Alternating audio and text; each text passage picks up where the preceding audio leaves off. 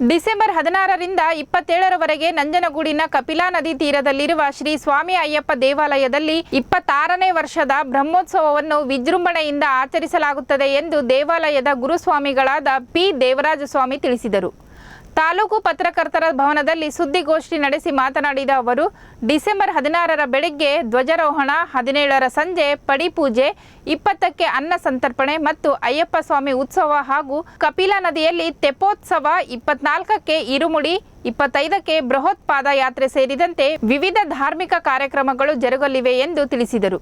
ಅಲ್ಲದೆ ಶ್ರೀ ಕ್ಷೇತ್ರ ಶಬರಿಮಲೆಯಲ್ಲಿ ಇತ್ತೀಚೆಗೆ ಭಕ್ತರ ಸಂಖ್ಯೆ ಹೆಚ್ಚಾಗಿ ನೂಕುನುಗ್ಗಲು ಉಂಟಾಗಿ ವೃದ್ಧರು ಮಕ್ಕಳಿಗೆ ತುಂಬಾ ತೊಂದರೆಯಾಗುತ್ತಿದೆ. ಅದಕ್ಕಾಗಿ ಶ್ರೀ ಕ್ಷೇತ್ರ ಶಬರಿಮಲೆಯ ಮಾದರಿಯಲ್ಲೇ ಎಲ್ಲಾ ದೇವತಾ ಕಾರ್ಯಗಳು ನಂಜನಗೂಡಿನ ಅಯ್ಯಪ್ಪ ಸ್ವಾಮಿ ದೇವಾಲಯದಲ್ಲೇ ನಡೆಯುತ್ತಿರುವುದರಿಂದ ಕರ್ನಾಟಕ ಭಕ್ತರು ಇಲ್ಲೇ ಬಂದು ತಮ್ಮ ಸೇವೆ ಸಲ್ಲಿಸಬಹುದು ಎಂದು ಮನವಿ ಮಾಡಿಕೊಂಡು ಭಕ್ತರು ಇದರ ಸದುಪಯೋಗ ಪಡೆದುಕೊಳ್ಳಬೇಕು ಎಂದರು. ನಾವು 24ನೇ ತಾರೀಕು ಇರುಮುಡಿ ಕಟ್ತೀವಿ ಪಾದಯಾತ್ರೆಗಳಿಗೆ.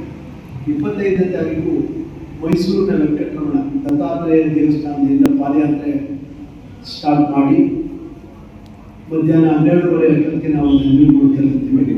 ಇದರಲ್ಲಿ ಸಾವಿರಾರು ಭಕ್ತರು ಪಾದಯಾತ್ರೆ ಮಾಡ್ತಾ ಇದ್ದಾರೆ. 24ನೇ ತಾರೀಕು ಪಾದಯಾತ್ರೆಗಳಿಗೆ ಇರುಮುಡಿ, 25ನೇ ತಾರೀಕು ಬೆಳಗ್ಗೆ ದತ್ತಾತ್ರೇಯ ಸ್ವಾಮಿ ದೇವಸ್ಥಾನದಿಂದ ಪಾದಯಾತ್ರೆ ಪ್ರಾರಂಭವಾಗಿದೆ. 24ಕ್ಕೆ ಮಂಡಲ ಪೂಜೆಯ ಮುಕ್ತಾಯ ಸಮಾರಂಭದ ಕಾರ್ಯಕ್ರಮ ತಾವೆಲ್ಲರೂ ಬರಬೇಕು. ಜೊತೆಗೆ ನಾಗರಿಕರು ಹೆಚ್ಚಿನ ಸಂಖ್ಯೆಯಲ್ಲಿ ಪ್ರೋತ್ಸಾಹ ಮಾಡಿ, ಜೊತೆಗೆ ಮಾಧ್ಯಮದ ಸ್ನೇಹಿತರು ದೇವಸ್ಥಾನಕ್ಕೆ ಜೊತೆ ನಿಂತು ನಡೆಸ್ಕೊಳ್ಬೇಕು ಅಂತೇಳಿ ಈ ಒಂದು ವೇದಿಕೆಯಲ್ಲಿ ತಮ್ಮಲ್ಲಿ ಬೇಡಿಕೆ ಇಟ್ಟು ಪ್ರಾರಂಭ ಮಾಡ್ತೀವಿ. Thank you.